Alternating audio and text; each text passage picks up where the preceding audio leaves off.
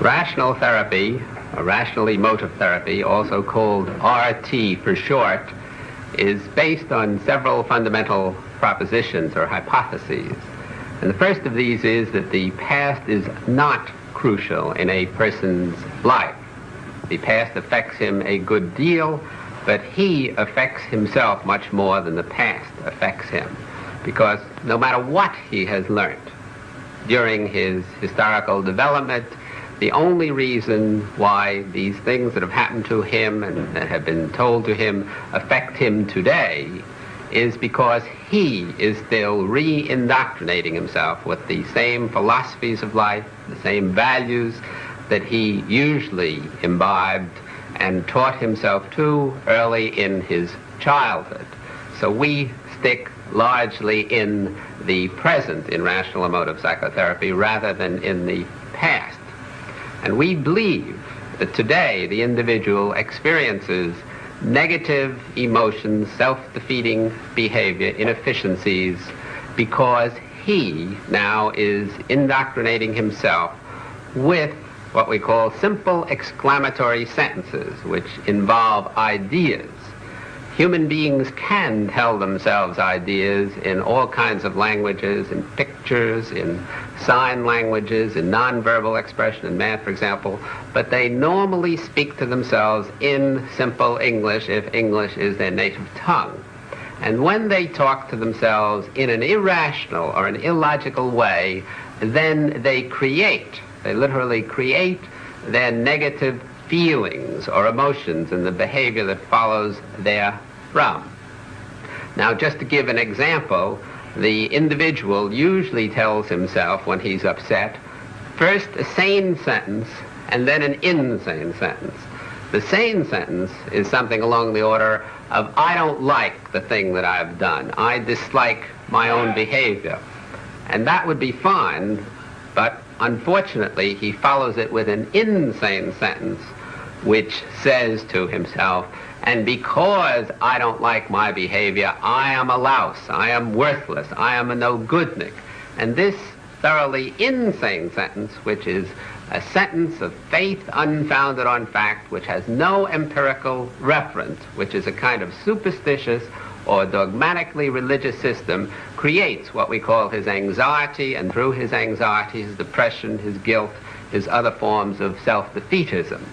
Or again, the individual tells himself the same sentence, I don't like your behavior, when, let us say, somebody has acted badly with him, and instead of following that up with that because I don't like your behavior, I can still stand it, and I'm going to try to get you to change your behavior, he says, I can't stand your behavior. Or in an absolutistic, godlike, grandiose manner, you shouldn't be the way you are because I think that I don't like the way you are. Now, it's these second B sentences which upset the individual. Or another way of putting it, as Epictetus, a Roman philosopher, said many years ago, it's not what happens to us at point A that upsets us, it's B, our view of what happens to us. And in rational emotive psychotherapy, we go after this individual, the patient's view, and show him that whatever he thinks has upset him, usually some external situation, what somebody else has done, it's really what he's telling himself about this thing, this event, which upsets him. And although he may never be able to do anything about the external event at A, he can change the internal event, his sentence, his belief to himself at B. Now, in rational emotive psychotherapy, we try to show the patient three kinds of insight in contradistinction to some other therapies which usually emphasize one major kind. The first kind we try to show him is that all his behavior, especially his negative self-defeating behavior, which we're interested in, which is upsetting him, has clear-cut ideological antecedents. He may have learnt these, as I said before, in the past, but right now, today, he must still believe these same ideologies, else he would not get the negative behavior that flows therefrom. And insight number two, which is most important and which is unfortunately neglected in many other systems of psychotherapy, is that he, being, as Ernst Cassirer once said, a symbolizing animal, is continually re-indoctrinating himself with these ideologies. And that's the issue. That's why he's now disturbed. Now, insight number 3 is that even when he sees clearly what he's telling himself and that he's telling himself nonsense, only by work and practice, by continually reassessing and revaluing his own philosophic assumptions, will he ever get better. Now, we also stress the fact that action is necessary to change an individual. Just talking about things, thinking about things is nice, but not necessary. I should say it's not a necessary condition for psychotherapeutic change. What the individual has to do in addition usually is act, and we therefore give him concrete homework assignments and get him to act these out and check up and follow to see whether he does these homework assignments. And our final goal is to get the individual to learn, and learn for the rest of his life, to challenge and question his own basic value systems, his own thinking, so that he really thinks for himself. He must do this particularly when he feels miserable, he feels anxiety or depression or guilt or too much frustration or anything else that is negative, or when he behaves very inefficiently. And finally, he was able, through this kind of new thinking, rethinking his own assumptions, to apply what we call the scientific method to the facets of human living, and to be truly scientific in his behavior, to question and challenge his own assumptions as we do in science, and thereby to minimize, though never entirely to eliminate, the terrible anxiety and the atrocious hostility which unfortunately affects most of us in this existence.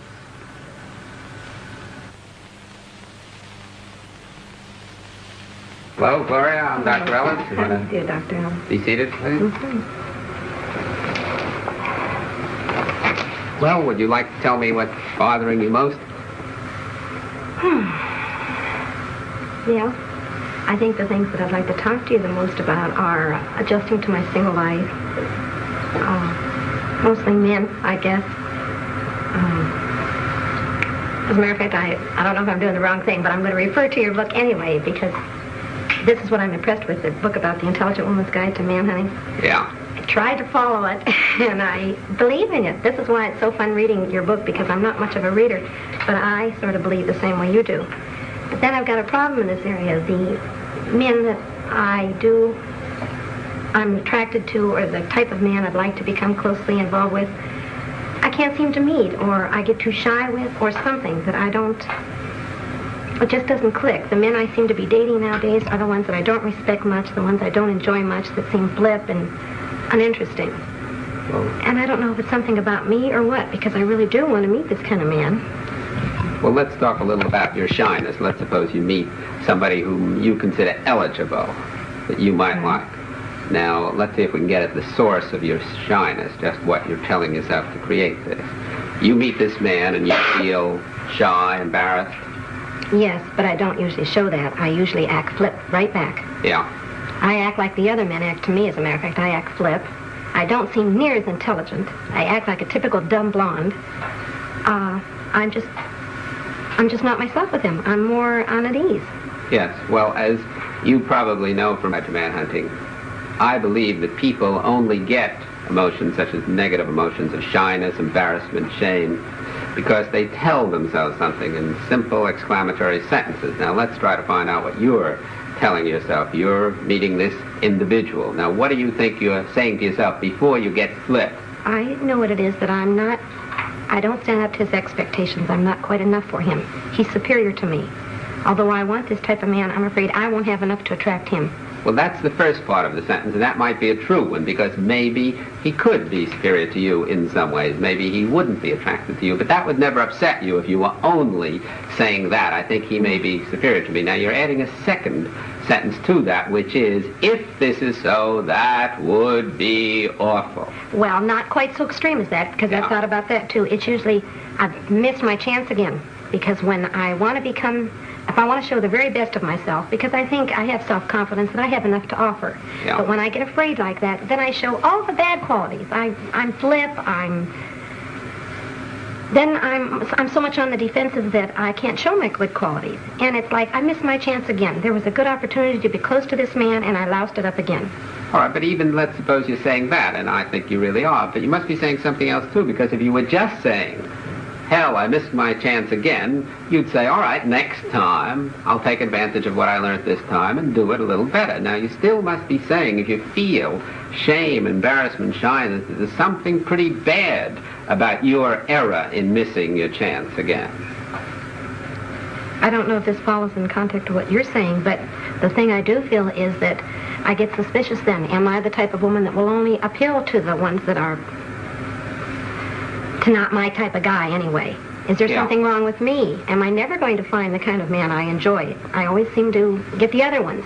All right, now you're getting closer to what I'm talking about, because you're really saying, if I am this type of woman that none of these good, eligible males are going to appeal to, then that would be awful. I'd never get what I want, and that would really be something frightful, isn't Plus, it? I don't like thinking of myself that way. I want to put myself on a higher standard. I don't like to think that I may be just an average Jane Doe. But let's just suppose, for the sake of argument at the moment, that that were so. All right. That you were an average Jane Doe. Now, would that be so terrible?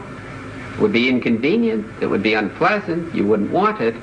But would you get an emotion like shyness, embarrassment, shame out of just believing that maybe I'm going to end up like Jane Doe? I don't know.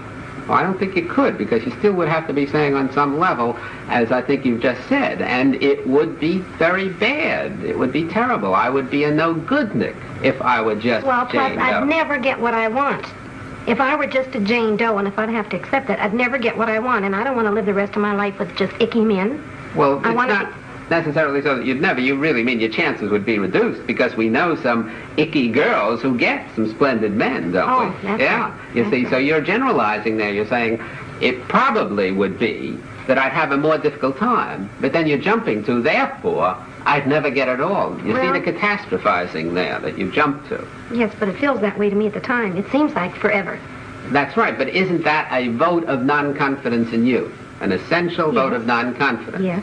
And the non-confidence is because you're saying, one, I don't want to miss out on things. I would like to get the kind of a man I want and be a, in your words, superior kind of girl who gets a superior kind of man. Yes. But if I don't, then I'm practically on the other side of the chain completely, a no-goodnik, somebody who'll never get anything that I want, which is quite an extreme away, isn't it? Yes. And that's what I call catastrophizing, taking a true statement, and there is a good deal of truth in what you're saying, if you didn't get the kind of a man you wanted, that it would be inconvenient, annoying, frustrating, which it really would be, and then saying, I'd never possibly get what I want, and even beyond that, you're really saying, and then I couldn't be a happy human being. Aren't you really saying that on Yeah. some level? But let's just look at that. Let's just assume the worst, as Bertrand Russell once said years ago. Assume the worst, that you never got at all, for whatever the reasons may be, the kind of a man you want. Look at all the other things you could do in life to be happy. Well, I don't like the whole process. I don't even like as I'm going through it. I don't... All right, even if it wasn't a catastrophe, Yeah. even if I didn't look at it as a catastrophe, I don't like the way I'm living right now. For example, when I meet somebody that I'm interested in that could have some potential, right away I find I'm not near as relaxed with him. I worry more, should I be friendly? Should I kiss him goodnight? Should I do this? If it's just a Joe Doe and I don't give a darn, I can be anything I want to be. I turn out to be more of a person when I'm not as concerned. I don't like the way I'm, But you're not merely concerned, you're over-concerned, you're anxious, because if you were just concerned, you'd do your best and you'd be saying to yourself, if I succeed, great. If I don't succeed, tough. Right now, I won't get what I want. But you're over-concerned or anxious. You're really saying, again, that's what we said a moment ago, if I don't get what I want right now, I'll never get it. And that would be so awful that I've got to get it right now. That causes the anxiety, doesn't it? yes, or else work toward it. Yes, but if If you... I don't get it right now, that's all right, but I want to feel like I'm working toward it. Yes, but you want a guarantee, I hear. My trained ears hear you saying, I would like a guarantee of working towards it. And there are no certainties Well, and no, guarantees. Dr. Ellis, I don't know why I'm coming out that way. What I really mean is I want a step toward working toward it. Well, what's stopping you? I don't know. I thought, well, what I was hoping is whatever this is in me, why I don't seem to be attracting these kind of men, why I seem more on the defensive, why I seem more afraid. you could help me what it is I'm afraid of so I won't do it so much. Well, my hypothesis is so far that what you're afraid of is not just failing with this individual man, which is really the only thing at issue when you go out with a new, and we're talking about eligible males now, we'll rule out the ineligible ones. You're not just afraid that you'll miss this one. You're afraid that you'll miss this one, and therefore you'll miss every other, and therefore you prove that you are really not up to getting what you want, and wouldn't that be awful? You're bringing in these catastrophes. Well, you sound more strong at it, but that's similar. I feel like this is silly if I keep this up. If you keep There's something I'm doing. There's something I'm doing not to be as real a person with these men that I'm interested in. That's right. You're defeating your own ends by... I've done it again. Right. If I weren't so doggone anxious about trying to hook this guy, I could be more real. He's going to enjoy me more if I'm real anyway. So I'm only giving him the stinky part of me. Right. How can anybody I respect a chooch? And that's what I am when I don't really come through. But look how you just devalued yourself. Let's just suppose, for the sake of argument, you kept giving the stinky part of you. Right. A human being, another person who's trying to get interested in you, might not like these attributes, these characteristics of you, but I don't think he's going to despise you as a person, which you are really doing. I'm harder on myself than I think That's he is. exactly He the just point. doesn't like me. There's not enough to me. Right, and I say before, if people just didn't like you and you went through enough of them, and it would be hard to go through enough, but it would be possible, you'd eventually find one who did like you and whom you like. But as long as you devalue yourself personally in your own eyes, you complicate the problem enormously, and you're not focusing on how can I be myself, change the traits. If you, for example, had let us just say, a mangled arm, and you wouldn't accept your whole person, your being, because of this mangled arm, then you would focus so much on that mangled arm that you wouldn't be able to do things that you wouldn't otherwise be able to do. That's almost what I do, yes. Yes, you see, that's exactly, so you're taking a part of you, an arm, and focusing almost completely on that. Just to bring it down to our own conversation, you're taking a part of you, your shyness, your not being yourself with males, and focusing so much on that part that you're almost making it the whole of you. And you get an awful picture of your total self because of this defective part, and we're assuming, you and I, that it is defective. We're not glossing over and saying, no, you're doing all right. You're not doing that well. Right. Now, if you could accept yourself for the time being with this defective part, with these attributes, and not beat yourself over the head, as I feel you definitely are doing, then it becomes a relatively simple problem to work and practice against this negative attribute. In other words, let's get back to that now, how to be yourself. Let's just suppose for the moment that you really were fully accepting yourself with your failings. All right. You know you're going to go out, you know you're going to screw up with the next man, the man after that in all probability, but you're saying, all right, I have to go through a learning process, that's too bad. I won't be very good during this while, but I'll do it just as I would at ice skating, where I'd have to fall on my neck for a few times before I learned to ice skate. Okay, now let's suppose that. Then, if that was so, if you were really accepting you'd go out, take the risks of being you. Because after all, if you do win one of these men, you have to be yourself. You're not winning them for a day. You're not winning them for an affair. I assume you want to marry one of these individuals eventually and be with them on a long time basis. But mostly a long relationship. I don't think so much of marriage as a long relationship. All right, a long relationship in the course of which you couldn't act. So we don't want to give you some technique of acting well that he'll later find out was a role-playing sort of thing. Yeah. So you have to eventually be yourself. Now, if you really weren't so disturbed about these current failings of yours, you could go out and be this self of yours. Ask yourself, what do I really want to do with this man to help enjoy him and have him help enjoy me, because that's the basic function of life, enjoyment, which we tend to lose. And you'd force yourself to take the risk of being that. Because if you succeeded, great. If you failed, too bad. Either you're not for him, or he may even not be for you. Because don't forget, you said before, when these men reject you, you assume right away it must be my doing and my fault. You know, they may not be your cup of tea, and you may not be their cup of tea, and it's nobody's fault. It's just true incompatibility. Well, it could be, yes. You see. Yeah. So if you would really accept yourself as you are, and then force yourself, and if you were one of my regular patients, I would give you this homework assignment and then check up on you to see whether you could force yourself to open your big mouth and be you for a while, even though it hurt with these males.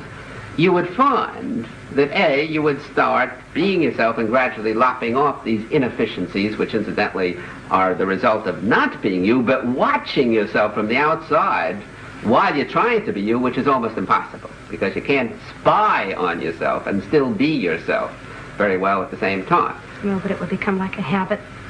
After a while, if you took the risks and forced yourself to, as I said, open your big mouth, and even though you thought maybe it'll come out badly, maybe he won't like me, maybe I'll lose him completely, and so on and so forth, then you'd start swinging in the groove and being what you want to be, and I would almost guarantee that you'd become more practiced and less inefficient, especially in terms of the shyness, because you wouldn't be focusing on, oh my God, isn't this awful, how bad I am. You would be focusing on what a nice individual this is, and how can I enjoy him, which is the focus. Well, the usually my focus is the opposite way. Right. How can I be more attractive to him, and how can he be pleased by me? Because underneath, if I am not, then I cannot enjoy myself. I refuse to accept myself unless I attract and win this good individual. Isn't that what you're basically saying? Yes, and I even go further, Dr. Ellis. When there is one of these men I come in contact with,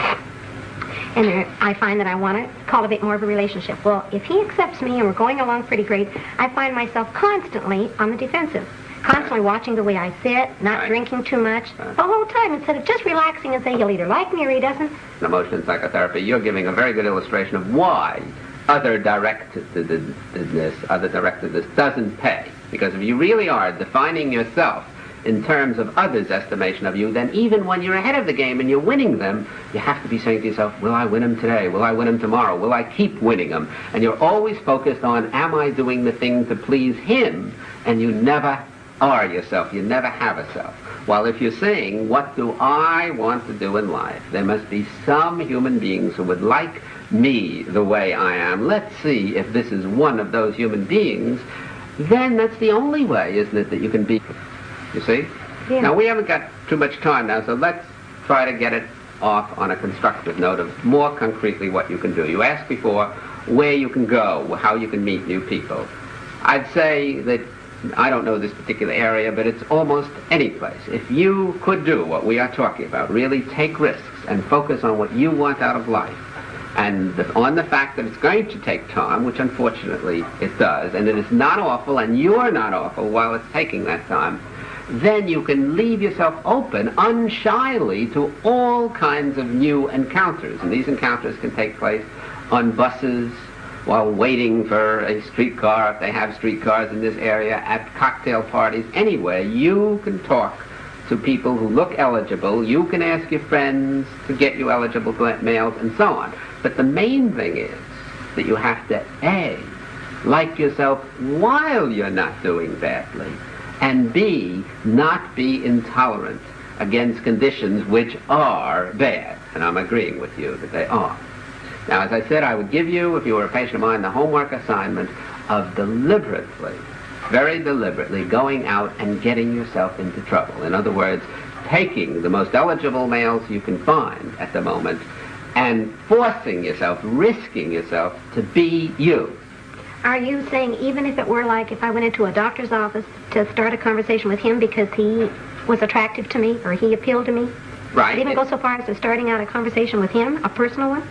Why not? If he's an eligible individual, any kind of an eligible individual. Well, I feel you accept that, but that seems awfully brazen or something. Well, let's suppose it is brazen. What have you got to lose? The worst he can do is reject you, and you don't have to reject you if you were thinking along the lines that we've been 25 minutes or so.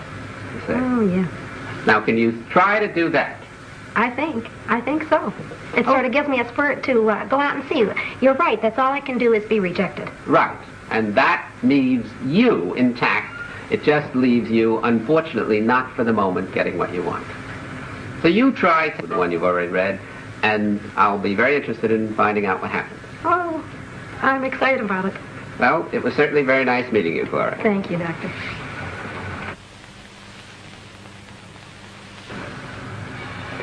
I enjoyed talking with this interesting and, I think, highly courageous patient, and thought that the session gave a pretty good illustration of a fairly typical session of rational emotive psychotherapy. How was it typical? In several ways.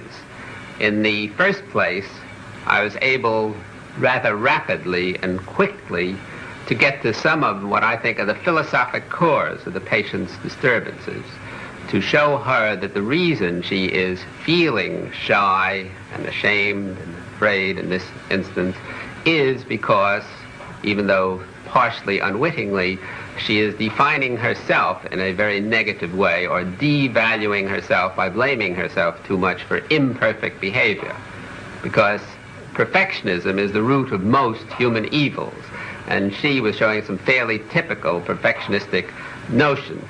So very quickly, as is usually done in rational emotive psychotherapy, we skip some of the asides, we skip going back into the history, as some of the psychoanalysts do, and we skip some of the transference relations between us and the patient, and we skip some of the nonverbal expression. Not that we think these things are quite unimportant, but we think they're of relatively little relevance to the basic core of the patient's disturbance, which is her philosophy of life.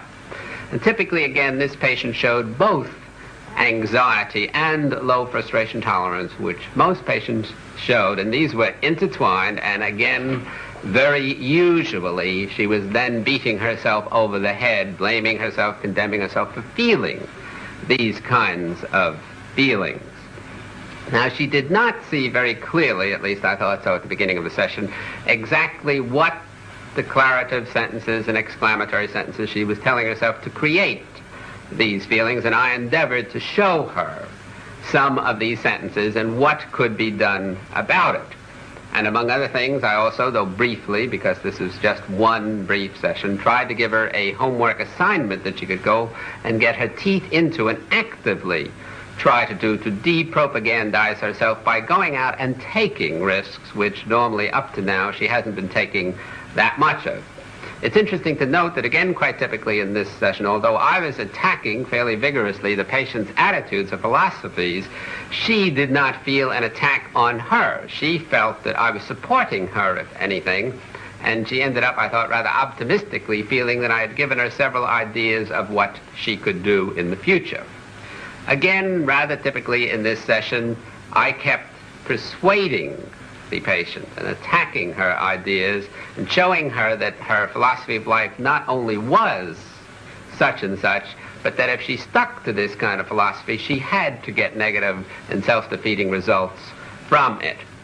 And then I kept persistently going on, even though at times she became defensive and wasn't quite accepting by any means what I was saying. I didn't let this bother me, but kept going on against her basic core system, her value system, because this is, again, what bothers patients, that they give up very easily on attacking their own negative evaluations of themselves, and therefore they persist forever. Now, there were limitations, of course, especially in terms of time to the session, and these limitations did have some effect. For example, there was not enough time for repetition. In several sessions, I would have gone over much of this same material until I was sure that it had sunk in. Then I would have had time to get feedback from the patient to see whether she really understood in action in particular what I was talking about, and whether she was following it up or leading herself up some other diverting pathway which people can do. There was no time to emphasize that she would have to continually reassess her evaluations of herself and her general philosophies and do rethinking for the rest of her life. There was no time to show the patient very much that even during this session, in relation to me and what she was saying about herself, that she was displaying her bad attitudes toward herself.